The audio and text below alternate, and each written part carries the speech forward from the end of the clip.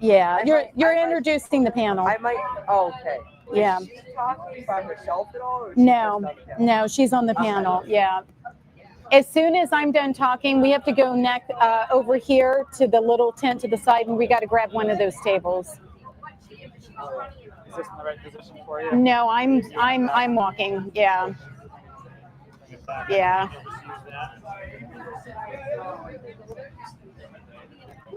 I'm sure you didn't hurt it. You never know. Never know. Here, I'll move it over here. Where you hold it in front of your mouth, or oh yeah, yeah, I do. You can always adjust this, yeah. I am, and I can speak really loud. All right, guys, pile in while there's still room. This is gonna get crowded. In some ways, I really don't want to be too hot. 5 seconds. All right, our next speaker is the owner and operator of EmpowerMe Diabetes Health and a certified insulin pump trainer, where her mission is to change the narrative around diabetes care by empowering individuals to take control of their health from the comfort of their homes. She's a registered nurse, certified diabetes care and education specialist, and diplomate of the American College of Lifestyle Medicine. She also works part-time as a diabetes health coach for Mastering Diabetes. Her experience in both roles is grounded in a philosophy of addressing the root cause of diabetes, and she believes that health transformation begins at home. Her mission is to equip individuals with the knowledge and skills they need to take ownership of their health. Today, she will share with you her wealth of knowledge as she talks about where do you get your protein, the plant-based truth. Please give a warm welcome to our event organizer and talented diabetes educator, Jacinda Shapiro. And thanks to Vegan Evan. I don't know if any of you have seen him online, but he is famous as well. Thank you. Again, my name is Jacinda. I'm a certified diabetes care and education specialist and a diplomate of the American College of Lifestyle Medicine, just like my friend Christina. I work with people of all ages living with all forms of diabetes.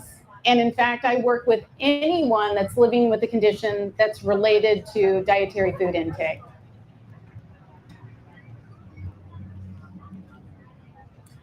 No financial disclosures.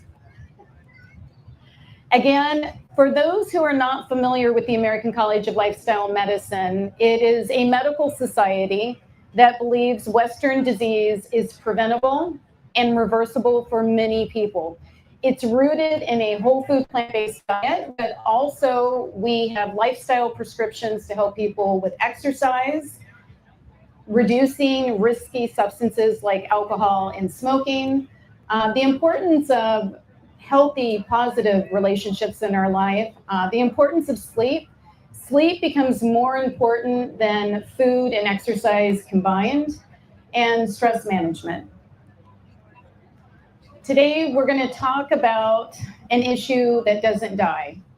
Where do you get your protein? And we're going to talk about the differences of the package it comes in and how it impacts your health.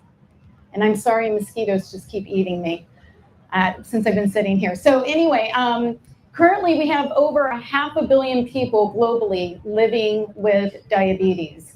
That number is projected to rise to 1.3 billion people by 2050. In the United States, we have 55% of the adult population is either living with prediabetes or type 2 diabetes. And those who are living with diabetes, 2 out of every 3 people will die from heart disease. Those living with diabetes, 1 out of every 3 are impacted by kidney disease, but yet most of them will die from heart disease. 1 out of every 4 adults is living with what we call MAFL, that's fatty liver. It's 1 out of every 10 kids. And I would argue that this number is probably higher because fatty liver is the precursor to type 2 diabetes. Now, as Christina said a little bit ago, there she is, that high blood pressure is not a normal aging condition. It is a food-borne disease, and it is an independent risk factor for your risk of dying of all-cause mortality. By the age of 60, 60% of the adult population has high blood pressure. Now, the biggest concern and growing reason why we are living with more and more diabetes is obesity. 75% of the adult population is either overweight or obese. Currently, we are exceeding 42% of the adult population is clinically obese. And the number one reason is fiber deficiency. Our ancestors ate over 100 grams of fiber a day, and we are eating on average 15 grams of fiber. I have lost count how many people have told me they have reversed their diabetes, or practitioners who tell me they help patients reverse diabetes simply by avoiding eating carbohydrates. That is not diabetes reversal. True diabetes reversal happens when you don't have diabetes, meaning your A1C is under 6.5, you don't take any medications, no devices, but most importantly, it is when you can eat large amounts of carbohydrates, which is the body's primary fuel, and have a normal glucose and a normal insulin response. It is not when you avoid eating them. So it's important to understand what insulin resistance is. First, your primary fuel for your body is sugar. It is glucose. And so sugar, as Christina pointed out earlier, that, it's a myth. We're told that sugar causes diabetes. How many people here think that sugar is what causes type 2 diabetes? I mean, most of us do. I mean, even medical students who I speak to think that actual sugar causes diabetes. But it's actually dietary fat and protein, animal protein specifically, because animal protein is very high in saturated fat. So when we eat a diet high in fat, which is the standard American diet, fat begins to accumulate in tissue where it does not belong, and it starts in the liver. That's why fatty liver is the precursor to type 2 diabetes. Then it begins to store in your muscle. Then it stores in your pancreas, and it interferes with the beta cells being able to produce insulin. This excess dietary fat messes with your mitochondria and initiates chronic low-grade inflammation. It is the perfect storm. And because our foods, so many of the foods we eat are ultra-processed foods, these foods dump sugars into our system rapidly. We have excess dietary fat that then blocks the insulin receptor, and it traps sugar in our blood. High blood sugars are only the symptom. They are not the cause of type 2 diabetes. And when we trap sugar in our blood, sugar is your primary fuel. Your liver is always making sugar. 1 to 2 grams of sugar in an hour if you're healthy, 5 to 6 grams of sugar an hour if you're living with type 2 diabetes. At night, it's even more. We're making 10 to 15 grams of sugar an hour. So when the sugar can't get in, the liver starts producing more and more sugar. And when it produces more sugar, your pancreas starts knocking out more and more insulin. Now, insulin is not the bad guy, a very important hormone. This protein is needed for metabolism, but when you make more of it than you need, it's a growth hormone and you begin to gain weight. Again, 75% of the food in our grocery stores is ultra-processed food. We eat food-like substances, and over 60% of our calories come from ultra-processed food. No fiber, sugar dumps into our system really fast, no fiber to slow it down, and then we eat a large amount of animal protein. The amount of whole foods that we eat, we only eat 6% of whole intact plant foods. The rest of it is, yes, French fries and ketchup. So today we're going to talk about some protein myths and how eating protein is actually causing the obesity epidemic along with our processed foods. So the myth that only animals are a source of protein, or that you need to combine your plant foods to get a complete protein, and how much protein you actually need to eat, and that eating protein builds muscle. I am so tired of this. How many people, when you go to the grocery store, actually select food on protein? Think about that. Now, I was speaking to medical students 2 weeks ago. Almost all of them raised their hand. They said when they're in the store, they're thinking about the food that has protein, and that's what they choose to eat. We now can get protein in water. Protein is actually causing the epidemic of diabetes, heart disease, cancer, and obesity, and now we find it everywhere. It used to be, this was the normal packaging. It never had protein on it, but now, it's a great source of protein, so you should eat it. So how much protein do we really need?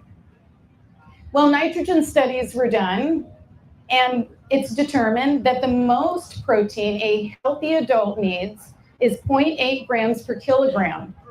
That's the most a healthy person needs. And in fact, the lowest amount we need is 0.37 grams per kilogram.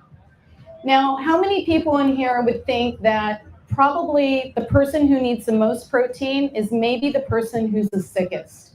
How about end-stage kidney disease, like dialysis? Who would agree that that person probably needs more protein than you do? We should, because when they do dialysis, it actually takes the protein from their body. Does anyone have any idea what their protein requirements are? I know someone does, but she shouldn't speak right now. It's 1.2 grams per kilogram. And now you start hearing things like you need 1.5, you need 1.6, you need 2 grams. But excess protein actually causes obesity and disease, and we will talk more about that. Now, first, fun question. We have 4 kingdoms here: animals, plants, fungi, bacteria. Which one cannot make protein, the 9 essential amino acids? Which one? Someone say it. Animals cannot make essential amino acids. So the fact we try to eat animals for protein makes no sense. The original source of protein comes from plants. In fact, all plants, including your blueberries, contain all 20 amino acids, but they are different percentages. And it is very important. It actually protects us from disease. So legumes have less cysteine and methionine. These amino acids actually increase your risk for type 2 diabetes, cancer, dementia, heart disease, stroke, liver failure. Grains have a little bit less lysine. High amounts of lysine in your diet, you decrease calcium absorption, and it drives kidney disease. In fact, stage 3 kidney disease is very easy to reverse on a plant-based diet. All kidney disease is related to food. So if you have type 2 diabetes or high blood pressure and you develop kidney disease, it is only driven by animal protein. Plant proteins actually reverse kidney disease. So again, we need to think about, where do these myths come from? And a lot of them actually come from the meat industry. And the meat industry sometimes goes after like tempeh and tofu as well, trying to state that they're not healthy for us to consume. And then there's a lot of misinformation. And unfortunately, this is information that will not die. If more protein was good for us, and if more protein built muscle, what builds muscle is resistance training and working out. Eating more protein does not build muscle. The United States eats more protein than almost any industrialized country in the world, and almost any country in the world. And our plant protein is some of the lowest. And we are the fattest industrialized country in the world. And you're going to learn in a second why, because extra protein does not build muscle. The average American consumes 222 pounds of protein a day. That is eating an average-sized man and a small child every year. We saw this a second ago. There's an important aspect to understand the difference between plant and animal protein. Animal protein is very caloric dense. You have 5 stomachs, all 500 calories. If we are eating processed food and animal protein, we are the stomachs to the right. They don't even hit stretch receptors at 500 calories. So animal protein and our medications, as we heard earlier, yes, statins cause type 2 diabetes. In fact, Pfizer knew this. They launched Lipitor in 1997, and they knew it, and they manipulated data and hid it. They weren't sued until 2017. Repatha also causes diabetes. If someone is on beta blockers, it's almost impossible to also reverse their diabetes. And these GLP-1s, you lose roughly 40% of your muscle mass. And what do they tell you to do? Eat more protein. We're going to learn why that's a problem. Not only does more protein cause type 2 diabetes, but it won't help with your muscle mass. So it's important we understand our fuels and how we store them. So we're going to talk about carbs, fat, and protein. Carbohydrates, the sugar from that, is your primary fuel. Your brain can't function without it. You can't make red blood cells. Again, it's why your liver's constantly making it. But you have limited storage for this primary fuel. You store 500, 600 grams of protein, carbohydrates. Athletes can store up to 1,000 if they're very well trained. It gives us roughly 24 to 48 hours worth of energy. And your liver is constantly filling up the tap with it. Fat? Anyone have any idea how much fat we can store? Unlimited. Unlimited. The late Dr. McDougall said, the fat you eat is the fat you store. We have unlimited storage for fat. Now, this is going to become really important. This is our secondary fuel. When we don't have sugar, this kicks in as secondary fuel. It's not meant to be primary. Protein. Who thinks it's a fuel? Anyone? Everyone probably does because we're always trying to eat it. Protein's not fuel. We have zero storage for protein. Protein is for structure, very important. But eating it does not build muscle. You need to work out to build muscle. And when we eat protein, we can only utilize about 25 grams of protein when we eat. Your liver will break it down and put it into the correct protein you need at that time. It will not use the protein that you actually consume. After 4 hours, what happens? You got to excrete it. If it is animal protein, this drives chronic kidney disease. If it's plant protein, it's much easier to excrete. Now, let's say it can't excrete all of it. I mean, we have really high protein diets. So if you can't excrete it, what do you do with it? How much storage do we have for sugar? Do we have a lot? Nope, not very much. There's very little storage for sugar. How much fat can we store? So when we eat lots of protein and we don't use it, we store it as fat. And it is the reason why we are the fattest industrialized country in the world.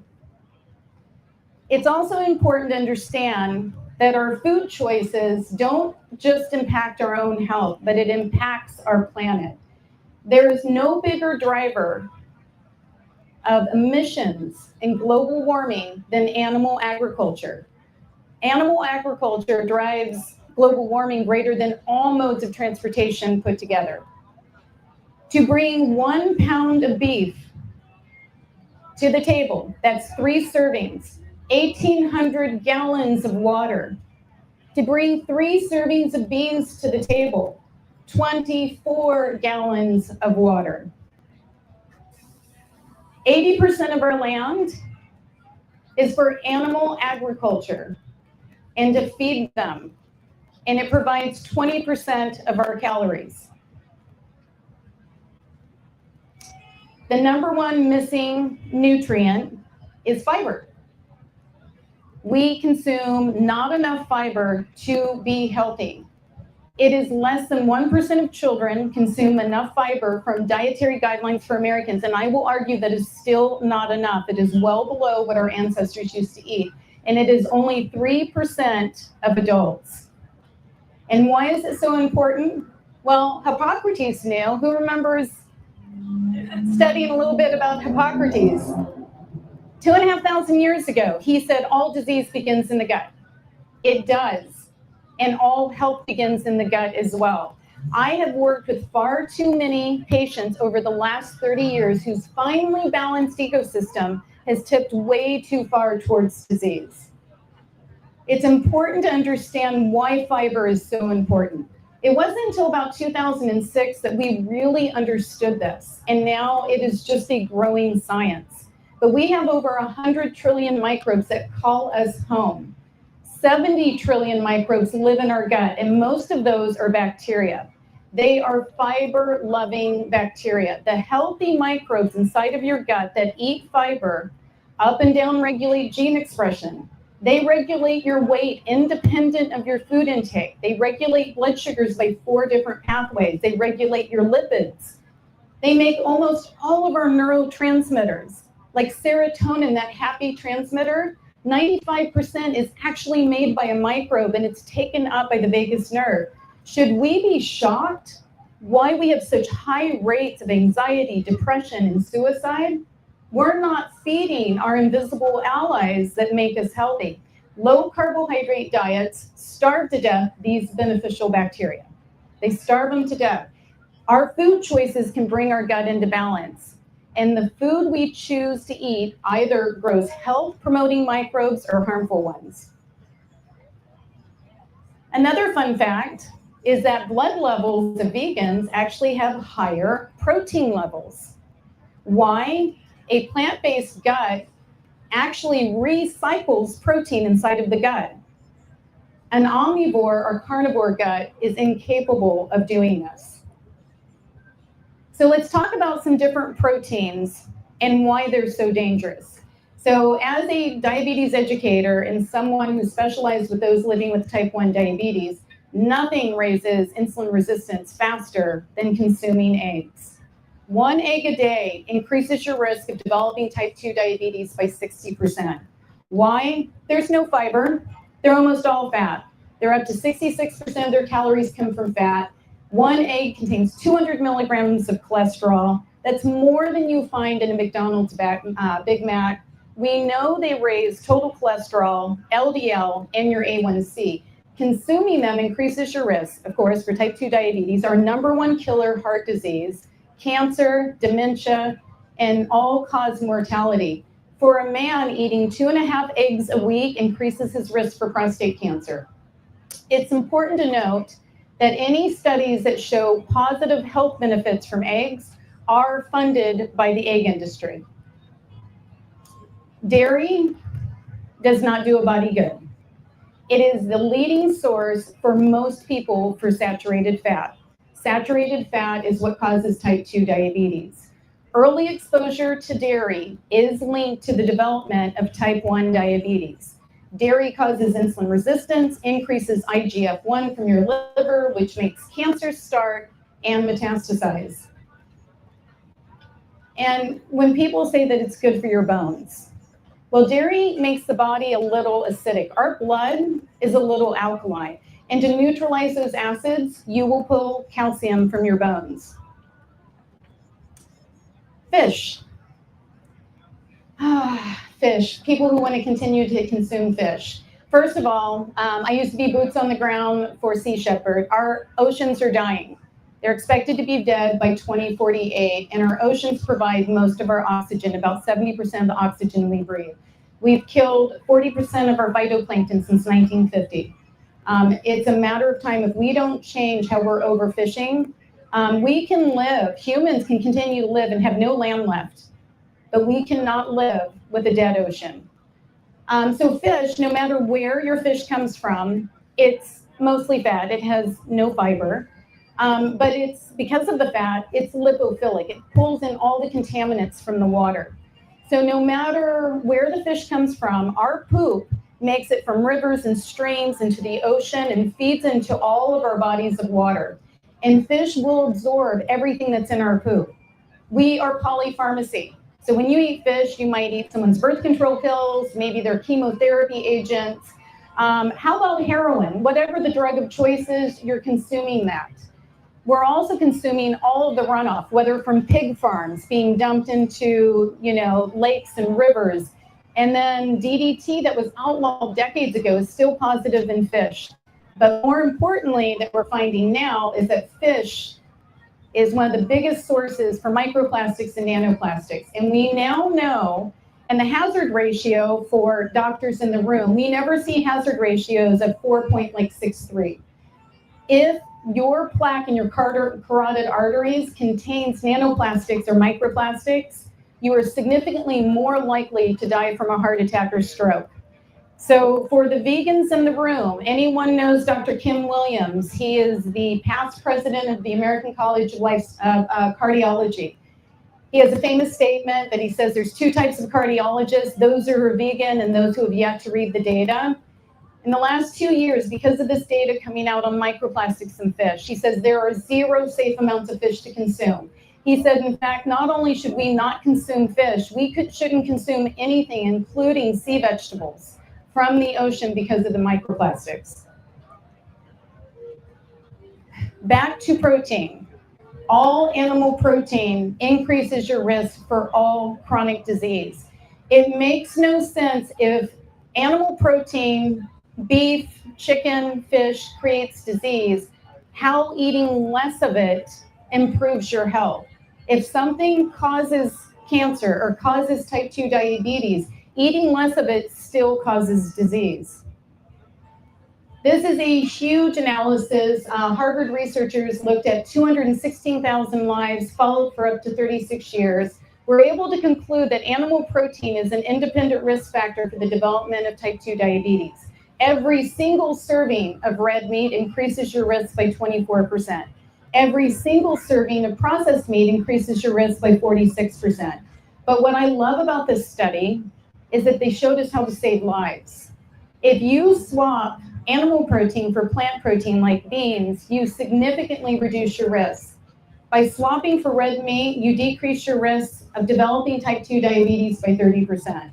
If you swap it for processed meat, you decrease your risk by 41%. Now, I have presented this data along with other case reports about what animal protein does for diabetes at the annual conference for diabetes care and education specialists. It was 500 plus people in the room. There were 5 conferences going on at the same time. But yet, I come back here to my local chapter, 5 women who were in the room listening to my presentation. We meet at another steak restaurant for our monthly meeting, and they won't stop eating animal protein. And I can guarantee you, if your provider does not live it, they are not going to teach you how to prevent diabetes or reverse it. So anyone seeing the consumer's report, I think it's very important that people don't think that you need to have supplements for your health. I talk to people all the time. If we needed supplements, whatever you believe in, God, Mother Nature, she would be growing it on trees for you. We do not need to be taking all these supplements, and they are not regulated. Protein powders, 2/3 of them contain lead that exceeds safety limits from consumer reports. We know all supplements, 50% of them contain contaminants that exceed safety limits. This is not where we find health. And also, if you take a plant protein powder, almost all the fiber has been stripped out of it. You want extra protein because maybe you're working out and lifting weights, then add some silken tofu or some white beans to your smoothie. Stop with the supplements. If we needed supplements, I mean, our cows, are they drinking protein drinks? Do they need a protein shake? They don't need protein shakes. We don't need protein shakes. And when it comes back to supplements, it is a very reductionistic way of thinking about things. When we take supplements, you can increase your risk of harm to your kidneys and to your liver. It can give you doses of vitamins and minerals that exceed what you can consume in a plant itself. So people who take zinc, they'll offset your copper. They'll compete for those receptor sites, and your copper is just as important as zinc is. An apple, guess what? An apple has protein, it has carbohydrates, it has fat, but it also has over 10,000 phytonutrients that all work synergistically together to give you health. You don't find this in supplements. I have yet to find someone who comes to me saying, Jacinda, I really need your help, but I'm so healthy because I'm taking all these supplements. No, but I have seen people with permanent liver damage due to supplements. What comes in your protein package is most important. Plants prevent and reverse all of the chronic health conditions of man-made diseases caused by diet that we see today. They're full of fiber, antioxidants, phytonutrients, vitamins, minerals. They contain zero cholesterol. They're very low in saturated fat, and some have no saturated fat. Animal protein contains cholesterol. Again, we don't need to consume any cholesterol. Your liver makes all the cholesterol you need. They contain zero fiber, our number one missing nutrient in our diet. As a review, eating protein does not build muscle. Exercise resistance training builds muscle. Plants are the original source of protein. They're not missing any protein. They all have all 20 amino acids. You know, special note here too, because before I went plant-based, one, I had lupus. I reversed lupus. My titers normalized after 12 months. I had high blood pressure, high cholesterol, always been. I would have been that runner, people who are old enough to remember Dana Carvey, who had a quintuple bypass. That would have probably been me. I blamed my father and my grandmother for it. My dad had colon cancer. I had precancerous polyps by the time I was 40. The protein that we choose to put in our body is what creates these diseases, and how quickly the body can heal when you change the protein source. And protein, and I'm going to take questions here in just a moment. I have someone here in the back as well. And protein is not a fuel. It is for structure. And high animal protein is the driver, and all of the medications that are coming along with it. First of all, we've had something like 50 safe and effective weight loss drugs that we have repurposed for another reason for weight loss, that have actually been removed for later realizing we're killing people. You wait and see what the long-term damage is with these GLP-1s. And of course, we need to connect not just with ourselves, but what we do to animals and our environment. Game changers for athletes here, or anyone who wants to make the best of, however you choose to work out. Arnold Schwarzenegger is the producer of this, and The Strongest Man in the World is on here, but something very important, there's a urologist on here that talks about men's health. And there's a section where they show just within one meal what it does to a man's health overnight. My boys watched this and decided they'd share it with all their friends when they were younger. So I want to leave you with one simple and powerful statement, because we should not make eating complicated or difficult. We just need to keep our fiber up and our fat down. It is really that simple. Now, I know there's a couple people who have raised hands. I'm first going to start with the gentleman in the back. So I've been hearing about white pea powder. It is just another supplement. So if you want peas in a shake, add peas to a shake. Oh, I see. So that list was put peas or lentils into your smoothie or shake or something. Yeah, I put white beans, or I put silken tofu if I need something more in my shake. Hang on one second. I've got a gentleman. So the pea powder, it comes right from peas, right? Okay, so I got a question for you. So we got to talk about processing. Can you find pea powder out in nature? No, it's still not natural. I don't understand, why you'd pay more. It's not a regulated industry. We find 50% of all supplements on the market contain a contaminant that exceeds safety limits. Yeah, so if you like peas, just add peas to your smoothie. We don't need to take it as a supplement. I'll come back to you in a moment. Talk a little bit more about fiber, because it sounds like it's very important, and we haven't heard much about it. Yeah, well, that's a lot of what I was talking about at the end. See, missing nutrient is fiber. He wants to know more about fiber. I personally consume over 65 grams of fiber a day. My children were well over 100 grams of fiber a day, because they were all, athletes in high school, so they consume more. No one will have a fiber deficiency if they're 100% plant-based. Nobody. And being that most of our food is ultra-processed, which contains no fiber, and animal protein contains no fiber, we are severely deficient. Children born from 2000 on are not expected to live a longer life than their parents. Our telomeres are getting shorter. We need more fiber in our diet. What about, again, supplement, but a fiber supplement? That does not feed your gut microbiome. No, and I don't understand why we would buy a supplement instead of just buying an apple or a carrot from the grocery store. When we think about snacks, people are always, oh, what do you feed your kids as snacks, like little ones? I'm like, well, what's wrong with fruit? What's wrong with carrots or celery or, my kids liked eating squash and cauliflower and broccoli. We just need to eat real food. And one more question related to that. The question of organic, the importance of organic with all of our fruits and vegetables. Well, it is important, but it's important that most people understand that all the ultra-processed food is not organic, and also animals eat, they take up 80% of our ag land, and we grow food that is not organic for them, and they're consuming that. So when people are still eating animal protein, they're like, oh, well, you're going to have to eat those fruits and vegetables organic. You're already eating animals that are consuming food that are not organic. I choose organic as much as possible, but the truth is these are forever chemicals. They get taken back up in our atmosphere and it rains back down on everything. It's expected that children by 6 weeks old are peeing out Roundup. But anytime I can, I support all farms that are growing food organically as much as possible. I support what you're saying. I arrived a little late. B12.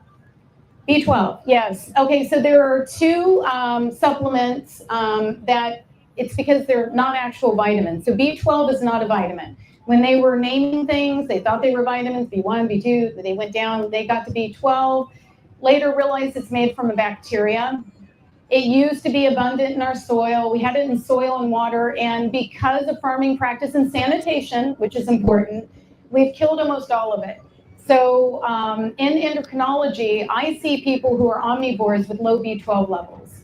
Now, B12 is really important for your central nervous system to make the myelin sheath that covers your nerves. It's essential to have it.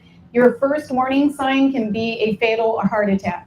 So everyone needs B12, but we shouldn't take, I've met people who are taking way too much of it and their levels are very high. I do like levels between 600 and 1100. And then vitamin D, also not a vitamin. It is a pro-hormone. If you lived mostly outside and you didn't cover up and you didn't wear sunscreen and you rarely bathed because it takes the skin 48 hours to synthesize, you probably wouldn't need any vitamin D. But vitamin D is essential for health. Almost every cell in your body, except for red blood cells and 2 gut cells, have receptors for vitamin D. Insulin for diabetes reversal and prevention, insulin does not work well with low vitamin D levels. Your immune system does not work well with low vitamin D levels. I do have a couple of people who I work with who don't shower very much. A very good friend of mine who lives over in Europe, I remember this is like 15 years ago, she told me I bathed too much and that wasn't healthy for me. And I just thought, gross. I'm like, of course, I shower once, maybe twice a day if I go for a run in the afternoon. But the truth is we are showering too much, and our invisible allies are not just in our gut. They're all over our skin. They're in our mouth. We've identified 700 species in our mouth. But most people do need to take vitamin D because we're not outside and we shower too much. So those are the two I do recommend. Yes, I have several questions. About supplements, the doctor told my husband creatine is good.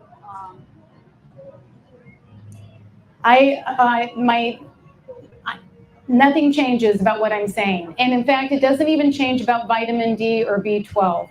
I end up recommending certain supplements just because of patients who've taken them for a long time. I see good numbers, they're vegan sources, but none of them, we can't trust anything. Nothing, there's no vitamin D out on the market that has like an A rating. So all supplements, and you should be able to get all of your nutrition from food, except for vitamin D and B12. And the other question, you talked with Papa or all the studies into diabetes type 2. What happens with people that have genetic specific cholesterol problems. Like my husband, two of my kids have that. I'm talking about 400. And the husband low it down. Oh, okay. So Jeanette, so I have my LP little a is very high. And like I said, by the time I was 38, I had high blood pressure and high cholesterol. I have optimal levels right now. And we know people with the most genetic risk, you can actually cut their risk in half by being plant-based. And even those who have higher levels are less likely to actually have events on a plant-based diet. My husband is plant-based. Yeah, and Repatha also elevates blood sugars. Yeah. So. And the other question is, if you are in menopause, can you replace, we're talking about protein, grains to lentils or beans or tofu or tempeh when you get older, especially for women? Yeah, well, so I am older, and I think I'm older than most people realize I am sitting up here. I've already been through menopause. Fun fact, when I was in my 20s and 30s, I averaged like body fat in the 30s. Now, I don't weigh any different, but I was like in the 30s for body fat, and I still worked out all the time. My body fat at 55 is 10%. I can lift heavier than I could before. All of my protein comes from plants. I don't really think too much about it, except the fact that I eat intact grains, and not eating intact grains is a risk factor for developing type 2 diabetes. I eat intact grains and I eat legumes daily. And if I don't have a lot to eat, and I know I won't eat for a while, I do put beans or silken tofu into my smoothies if I can't actually sit down and consume a meal. But I don't think a lot about it. And if I miss it on one day, it's just not that big of a deal. So when it comes to menopausal symptoms, we know a plant-based diet, but more importantly, a low-fat plant-based diet actually significantly improves menopausal symptoms. What do you think about oils? I am not for oils. I think when someone is healthy, oils here and there don't negatively impact their health, but oils are very high in calories. And what causes type 2 diabetes? It is fat. So the more fat we consume, it raises your risk for disease. The woman in the back here?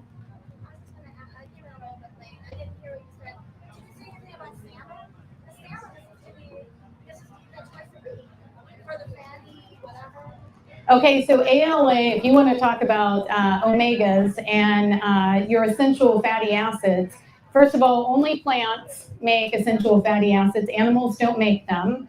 So your ALA, you can get from leafy greens. And not only flax seeds or fish are heavily contaminated with microplastics. And fish don't make all of your omegas. They consume the seaweed and other things in the ocean. They are just the middleman. If you eat leafy greens, it contains all the ALA you need, and you have there's 6 conversions before you get to DHA. That's one of the best sources. And of course, in a lot of healthy diets, we consume flax seeds or chia seeds or some walnuts and what have you. But there is no safe amount of fish. Fish is all fat. It's no fiber. It does cause type 2 diabetes when consumed in excess, like any other fat does. But it's also loaded with microplastics, and we now know fish actually causes heart attacks and strokes because of those microplastics. So then there's a couple of vendors here selling the sea moss, and they're saying to replace your vitamin for the sea moss. Well, I'm telling people not to consume vitamins. They should eat food for their vitamins. But now, yes, Dr. Kim Williams said we should be consuming nothing from the ocean. And I am against the DHA supplements. We do know that they increase the risk for cardiovascular events and arrhythmias. You miss the first couple of pathways of conversion after ALA. Again, it's another supplement. It's a big industry. Supplement industry makes a lot of money. And you had another question in the back? Yeah, well, 2. One was about the CMOS. So you're recommending not doing the CMOS? Yeah. And I trust Kim Williams a lot, and I was honored to actually take his place on a panel here recently at a medical conference. He says there's just nothing, because of the contamination of the oceans, we shouldn't be consuming anything from the oceans right now. So collagen, importance of it, and so where to get it. No, you don't need, consuming collagen does not build collagen in your body. If it did, you could actually eat brain material and it would make your brain bigger. It's not how the body works like that. You eat a healthy diet, your body develops and makes the collagen you need. Yeah, so. Then the B12 and the vitamin D, is there a brand that you would recommend? Or? Yeah, there's a Pure RX, which I order online. I like Sports Research for vitamin D3 and K2. You can actually buy it at Costco. Costco, they have the Bounty. You can get the B12 and stuff. It doesn't take much of the B12 for most people to optimize their levels with B12. Yeah. And I have time for one more question because we're going to have to bring in our speakers panel, but I'm still here. I am the speaker coordinator for the Tampa Bay VegFest, so I'm. So what can we do to clean up the oceans? I know that's a big question. You know what we can do is we can stop fishing in the oceans. The biggest thing is it's overfishing. And most people who consume fish can afford fish, but most people who actually need to eat fish in third world countries, 4 calories to stay alive, can't find fish because of the fishing industry. And the fishing industry is run by criminals. There is enslavement out on the oceans, and you buy fish, you pay for that. And the people who need the fish, truly need the fish to stay alive, are starving because of it. What was the organization that you said you were? Sea Shepherd, yeah. Okay, so we're gonna have a panel. Thank you, and of course you guys can find me. I see people virtually, but I do start pumps in person. If you need an insulin pump, I'm your gal.